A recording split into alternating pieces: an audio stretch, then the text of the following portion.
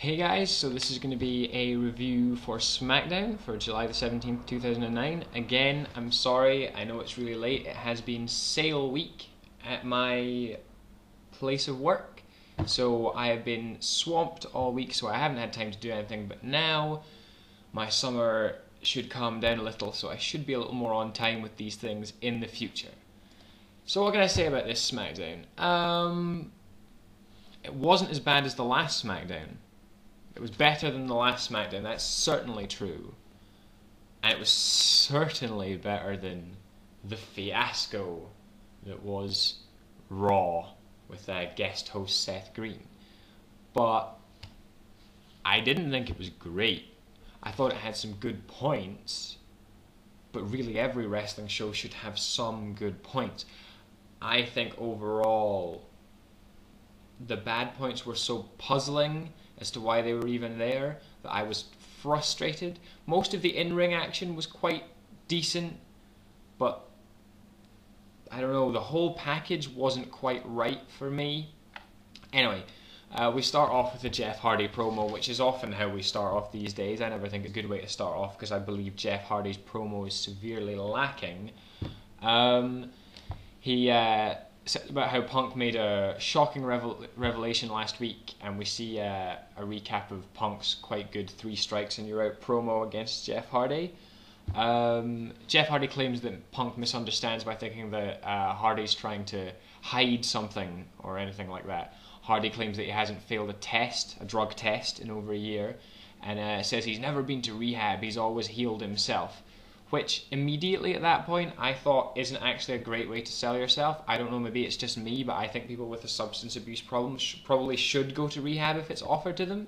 Probably. I find it almost disconcerting that Jeff Hardy would sell himself by saying that he refused that assistance.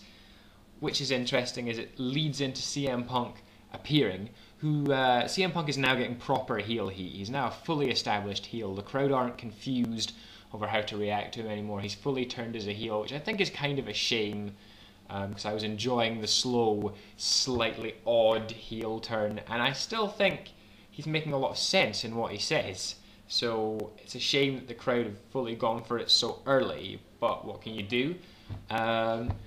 He says he's taken aback that people are actually cheering Jeff Hardy for 1 year of passing drug tests. I understand that's an achievement, but I agree with him. I see where he's coming from. He says it's not an accomplishment at all, and that he's been drug-free his whole life, alcohol-free his whole life, and to make 1 year and claim that that's something great is ridiculous. Jeff says, why do we keep going over the same points? And Punk says they keep going over them because Jeff Hardy doesn't listen, and he never has. Punk inquires as to how much of a screw-up as a child Jeff Hardy was, and Jeff Hardy says, oh, what are you, my guidance counsellor? And Punk says, well, maybe I should have been your guidance counsellor because I could have set you straight, which now is like proper heel talk. I mean, that's the kind of thing that Matt Stryker would have said to somebody. Do you know what I mean? This is Punk really just being a douche, a douche with a point, but a douche.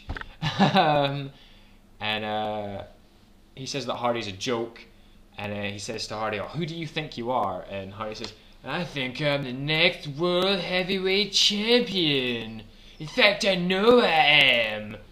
And I just thought, God, Jeff, your delivery is so wooden, it's so stilted, it's almost painful.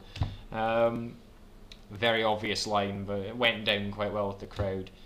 But Punk claims that someone like Hardy can't beat someone straight edge like him, and in a year's time he'll still be the champion and Jeff will fall back into his vices, which is a phrase that CM Punk repeats like some kind of mantra as if he's drilling it into Hardy's head. I quite like it as a mind game.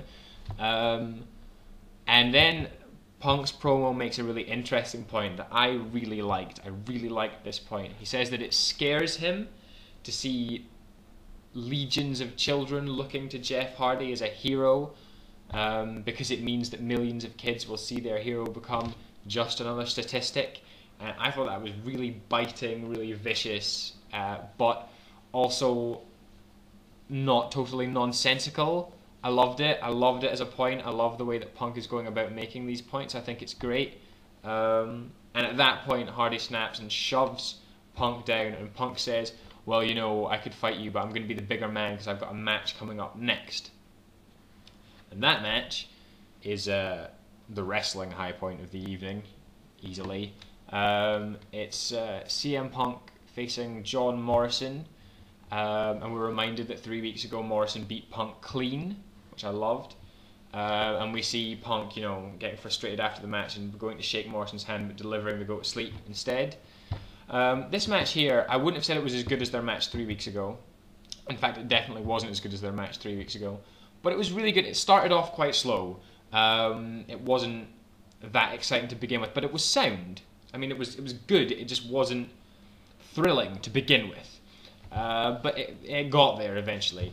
I liked Punk set Morrison up for the GTS, and Morrison countered it into a monkey flip, which I enjoyed because it was a really different counter. You only ever see people counter the GTS with a bunch of elbows to the face, which is a good counter, it's fair enough, but I love to see moves countered in different ways, and John Morrison's the kind of athlete who's very, very good at doing that kind of thing. We see Punk dominate for a while. It's nice to see Punk dominate. He's not the kind of wrestler that gets to dominate very often due to his size. He hit a very, very nice belly-to-belly suplex. One thing I would say about this match is when the pair of these guys execute big offense, they execute it beautifully, both of them. I mean, it's very, very good to watch. I think Punk is going to come out of his feud with Jeff Hardy on top, so I hope that Morrison gets a proper feud with him after that. I think that would be very, very entertaining at a main event level. After that belly-to-belly suplex, Morrison hits what is probably my favourite sequence of maneuvers in wrestling right now. He hits his leaping calf kick, which is easily the most beautiful calf kick I've ever seen. It's absolutely a thing of beauty. And then his opponent sits up and he hits that absolutely vicious running knee to the face. Those two moves in succession are just stunning. Most wrestlers would kill for that sequence as a finisher. It's absolutely incredible, and it's just so exhilarating to watch. Morrison then goes for a top rope Hurricane Rana on Punk, but Punk, I can't remember exactly how, but he somehow counters it into a sort of sunset flip type pin, and then they have an exchange that ends in Punk hitting a nice double underhook backbreaker. You know, these are the kinds of moves that you don't get to see people use very often, and I enjoy it. Punk goes for the high knee in the corner, but misses it, and gets hit with Morrison's beautiful chuck kick, which I still think should be Morrison's finisher, because it's much better than Starship Pain. I think it would be a great finisher, but unfortunately no. Morrison goes for Starship Pain, and Punk gets up really quickly and counters it so that when Morrison hits the split-legged part, Punk's underneath him to get him in an electric chair, which he then flips over into the GTS position. Morrison elbows his way out of that, and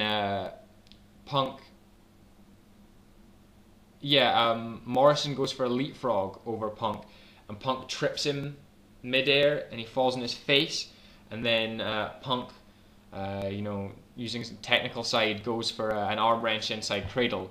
But as he's going for it, Morrison switches the weight and beats Punk clean again. Morrison's push is astronomical, and I'm ecstatic about it. At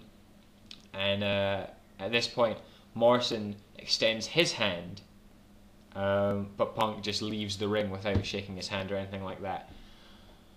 I love that Morrison is getting this push, but Punk does need to win, and he needs to win clean sometime soon.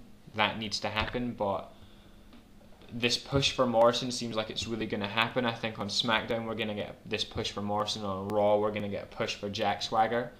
I don't think Jack Swagger's will be quite as quick though, because Jack Swagger is much more of a rookie and he's much less refined, and also he's feuding with MVP, who I don't think they'll just bury.